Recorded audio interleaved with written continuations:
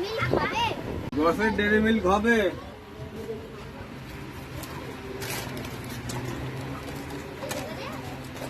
এলাম 10-এর dairy milk. না দোকানে তোমার 10 টাকা। 1 2 3 4 5 6 7 8 9। 9 টাকা আছে, সব 1 টাকা নিয়েছিস। ধর তুই গুনে দেখ। 10 টাকাই আছে, পয়সাটা রাখার একটা আমি জায়গা দাও। এটা ধর।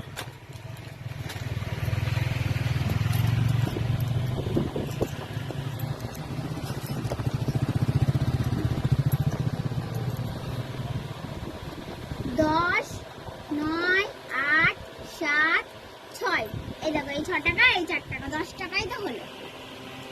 কি বলছিস, ঠিক বলছিস তো? আচ্ছা যা। 1 2 3 4 5 6 7 8 9। যেহেতু 9 টাকাই হলো, তো আমাকে বোকা বানিয়ে চলে গেল।